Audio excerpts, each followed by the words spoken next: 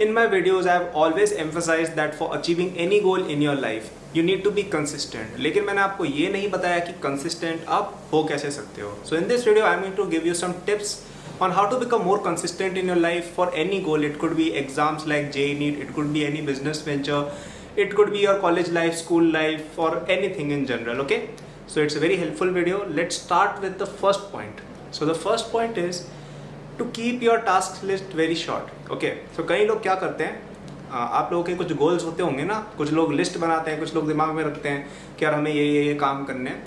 Keep that very short. Okay, कई लोग क्या करते हैं कि 40-50 टारगेट लिखते थे कि इस साल के 40-50 टारगेट हैं, इस हफ्ते 10 चीज़ें करनी है, आज के दिन ये 8 काम है जो मुझे अकम्प्लिश करने हैं, और वो छोटे छोटे टास्क लिखते थे.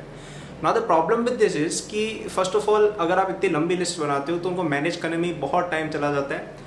दूसरी प्रॉब्लम ये है कि आपको कॉन्टेक्स्ट स्विचिंग बहुत ज़्यादा हो जाती है कि आप एक काम कर रहे हो, now you will shift to some other task, तो उनके बीच में स्विच करते समय बहुत ही आपका माइंड पूरी तरह से चेंज हो जाएगा, क्योंकि अलग अलग टास्क को करने में अलग अलग तरह की प्रोसेसेस होती है ना.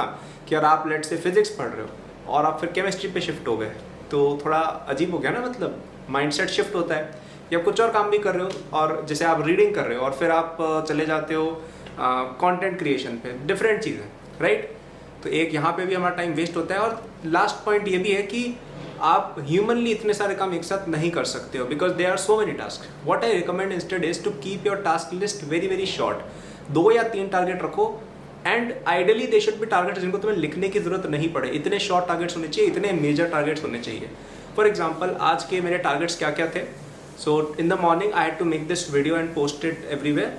तो ये एक टास्क. फिर सेकेंड टास्क मेरा ये था कि मैं अभी कल एक ब्लॉग पढ़ रहा था for something I want to learn, और थोड़ा बड़ा है वो कंटेंट पीस, तो वो मुझे खत्म करना है. तो मैं कल भी वही कर रहा था, आज भी वही कर रहा हूँ. तो ये चीज़ भी एक बड़ा टास्क है, लाइक मुझे लिखना नहीं पड़ रहा है कि मुझे पता है कि ये टास्क है. और तीसरा भी मैं एक नए प्रोजेक्ट पे काम कर रहा हूँ, तो उसके लिए मुझे कुछ लोगों को हायर करना था. जो लोग मुझे इंस्टाग्राम पे फॉलो करते हैं, तुम लोगों ने देखा होगा स्टोरी में. So if you are not, you can check it out in the description section. वहाँ पे मैं कुछ भी करता रहता हूँ, हायरिंग या को भी कुछ इंपॉर्टेंट बात वगैरह बता दी, तो देख सकते हो. तो ये 3 टास्क आज के मेजर थे. तो क्या इनको मुझे कहीं लिखना पड़ा? नहीं, बिकॉज ये इतने इंपॉर्टेंट है कि मुझे करना ही है. I know I have to grow YouTube channel, I know I have to grow AcadBoost, so I will post this video. ये एक important task. I didn't have to write it anywhere to remind me of it. वो blog मुझे पढ़ना है because मुझे वो चीज़ बहुत important है मेरे लिए वो सीखना, तो इसलिए मैं पढ़ रहा था उसको. और नया प्रोजेक्ट मुझे पता है, मुझे नया प्रोजेक्ट करना है, उसमें मैं काफ़ी दिन से काम कर रहा हूँ, तो इसलिए मुझे इसके लिए हायरिंग करनी मुझे पता है. So these are some task which I will not forget no matter what, and these are somethings which are very important. अब इसके अंदर सब टास्क भी बहुत सारे आई नो, लेकिन उनको नोट डाउन करके माइक्रो मैनेज करना I think it is very counter productive. और इससे हमारी कंसिस्टेंसी ब्रेक होती है, क्योंकि 8 गोल अकम्प्लिश करने की बजाय मैं अगर इन तीनों गोल्स को थोड़ा थोड़ा भी कर लूँगा, कि मैंने उस ब्लॉग के सारे पेजेस नहीं पढ़े, कुछ पेजेस पढ़ लिए, आई एम फाइन. ये वीडियो मैंने बना दी, ज़्यादा देर नहीं लगी, लेकिन थोड़े से वे में मेरा चैनल, मेरा जो अकेडबूस्ट है वो थोड़ा सा ग्रो हुआ इन सम वे, राइट. So it helped. या मैं अगर जैसे वो अपनी हायरिंग लिस्ट है, उसमें जितने भी लोगों ने अप्लाई किया है, उनमें से लेट से मैं 10-20 लोगों की प्रोफाइल भी चेक करता हूँ. That is some progress. So I am achieving some progress in these 3 areas which are very crucial. So that is helping me become more consistent. Okay, तो अगर आप एक एग्जाम की तैयारी कर रहे हो, आप JEE या NEET की तैयारी कर रहे हो, तो उसमें ऐसा लिखो कि आज मुझे फिजिक्स में ये चैप्टर रिवाइज करना है, केमिस्ट्री में चैप्टर रिवाइज करना है, दैट्स इट. ज़्यादा नहीं लिखना है. Okay, and if you are someone in college or you are a working professional, you can keep something like me. जैसा मैंने तुम्हें बताया ना स्टार्टिंग में, वैसा तुम एक बना सकते हो टास्क लिस्ट अपने दिमाग में. The second thing which I recommend everyone to do, ये तो फर्स्ट पॉइंट था, keep your task list short. Second point is कि make sure that whatever you are working on, you have a burning desire for that.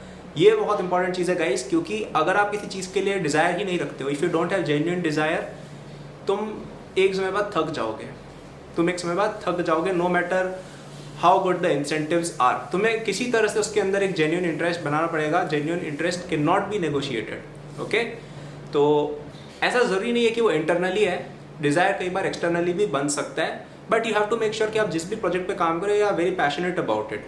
Okay, मैं channel पे काम करता हूँ because I am very passionate about it. कई लोग पूछते हैं कि आप US में जाके जॉब क्यों नहीं कर लेते, या ऐसा कुछ क्यों नहीं कर लेते जैसा आपके बैचमेट्स में बाकी लोग करते हैं. Because I am very very passionate about this. मुझे बहुत अच्छा लगता है लोग की हेल्प करना, मुझे बहुत अच्छा लगता है एग्जाम्स रिलेटेड या इस सब रिलेटेड बातें करना. So I do this because I am very passionate about it. मैं इससे कभी थक ही नहीं सकता हूँ. इवन द न्यू प्रोजेक्ट पे जो वर्किंग ऑन, जिसकी मैंने बात की थी, उसके लिए मैं काफ़ी पैशनेट हूँ। जो मैं आज चीज़ रीड करने वाला उसके लिए मैं काफ़ी ज़्यादा पैशनेट हूँ। सो देयर इज़ नो वे कि मैं इन चीज़ों को स्किप करना चाहूँगा, बिकॉज मैं इनको जेन्युइनली करना चाहता हूँ। They are not a burden to me. और अगर मैं कोई ऐसी चीज़ पिक करता जो मुझे नहीं पसंद है, but I still have to do it because I am doing it not because of my own sake, तो मुझे बर्डन लगता। जैसे कई लोगों को मैं जानता हूँ मेरे बैच में जिनको कोडिंग वगैरह पसंद नहीं है, या वो किसी और फील्ड में, जैसे इंजीनियरिंग ग्रेजुएट्स कई बार कोडिंग जॉब्स लेते हैं, कई बार फाइनेंस जॉब्स लेते हैं, कई बार एनालिटिक्स टाइप जॉब लेते हैं, कई बार डेटा साइंस जॉब्स लेते हैं, लेकिन उनमें से कई लोगों को उसमें इंटरेस्ट ही नहीं होता है, पैसे के लिए जाते हैं, क्या इसमें पैसा ज़्यादा मिल रहा है तो चले गए। ओके, लेकिन कुछ दिन देखो वो चलता है, लेकिन आफ्टर सम टाइम शायद अगर आपको उसमें सच में इंटरेस्ट नहीं आ रहा है तो आप शायद उससे ऊब जाओगे। सो मेक श्योर कि आप जो भी टास्क कर रहे हो उसमें आपका इंटरेस्ट हो।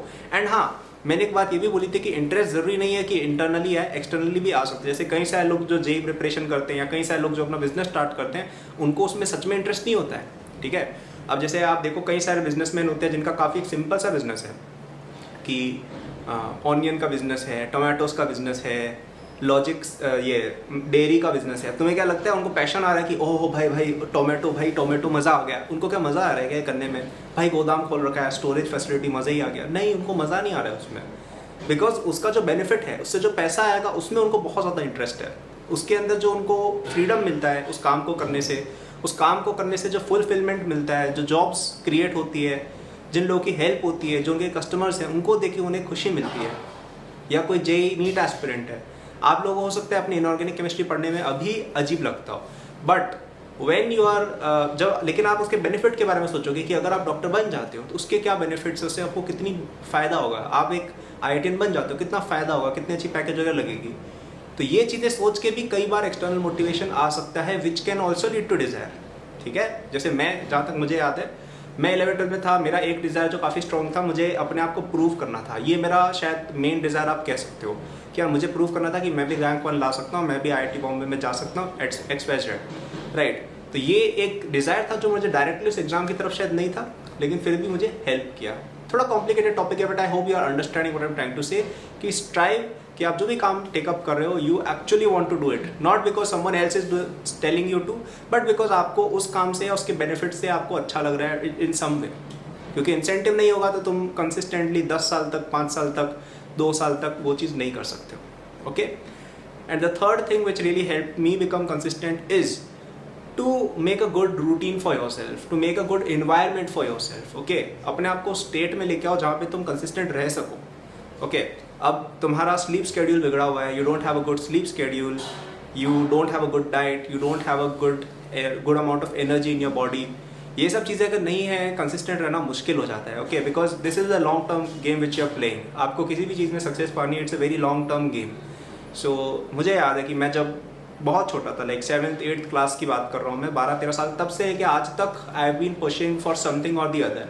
पहले वो पढ़ाई थी, फिर शायद जेई नीट, उसके बाद आपका ये कॉलेज में IIT की डिग्री, उसके बाद बिजनेस पे वर्क, कुछ ना कुछ चीज़ के लिए आपको पुश करना रहेगा for a lot of hours. और ये आप नहीं कर सकते अगर आपका इन्वायरमेंट सही नहीं है, तुम्हारे पास टाइम ही नहीं निकल रहा है बिकॉज तुम फालतू एक्टिविटीज़ कर रहे हो, तुम्हारे पास एनर्जी ही नहीं बची है because you are not having a good diet, you are not having a good routine for sports. में कई सालों से आज तक every day I play some sport और समथिंग फॉर 30 मिनट 40 मिनट्स, ऐसा कुछ ना कुछ, right. So these are some things which really help you out. एक राइट एनवायरमेंट, एक राइट माइंडसेट बिल्ड करना वेरी इंपॉर्टेंट है before you are looking forward to become consistent और वॉट एवर। सो ये कुछ बातें मैंने बोली हैं, I hope they helped you, and I will summarize all of this, but before that I will quickly tell you about Acadboost, which is my own learning platform, जहाँ पे आपको different लोगों के अलग अलग कोर्सेज अवेलेबल हैं। अगर आप एक JEE एस्पिरेंट हो तो आपके लिए JEE रिलेटेड कई सारे कोर्सेज मिल जाएंगे, नीट NTSC ओलंपियाड वगैरह वालों के लिए भी हैं, तो एक बार चेक कर लेना डिस्क्रिप्शन में जाके, बहुत ही अच्छे तरीके से वहाँ पे कवरेज की गई है हर चीज़ की। And we even have courses for college students are looking forward to learn skills like coding, machine learning, entrepreneurship etcetera. So it's a complete one and all in one learning platform, देख सकते हो description में। So I will summarize now everything which I said. सबसे पहली बात मैंने ये बोली यार कि कंसिस्टेंट बनने के लिए सबसे पहले मेक श्योर कि टास्क लिस्ट छोटी रखो, 3-4 मेजर टास्क रखो, उन पे फोकस करो। डोंट माइक्रो मैनेज स्टफ कि तुम्हें लिखना पड़ रहा है कि अरे भाई आज ये काम करने, दिमाग में स्टोर हो जाए, इतना इंपॉर्टेंट और इतने कम टास्क होने चाहिए। सेकेंड थिंग ये बोली मैंने कि आपको अपना इन्वायरमेंट, अपना माइंडसेट, ये सब अच्छा रखना है। आपकी डाइट, एनर्जी, स्लीप, ये सब प्रॉपर फिक्स करो, इससे भी काफ़ी ज़्यादा हेल्प मिलती है। और थर्ड पॉइंट वो ये रहेगा कि strive for genuine desire in whatever activity are trying to pursue. It doesn't have to be completely internal, it can be externally motivated, but make sure कि वो डिज़ायर तुम्हारे अंदर हो। डिज़ायर नहीं होगा, थक जाओगे। And last but not the least, if you are looking forward कि अपने इस डिज़ायर, अपनी इस कंसिस्टेंसी को मैनिफेस्ट कर सको into some real life success, then do check out AcadBoost, जहाँ पे आपको अपने एग्जाम्स की तैयारी के लिए बेहतरीन कोर्सेज मिलेंगे, taught by me and my. Thank you, all the best, take care.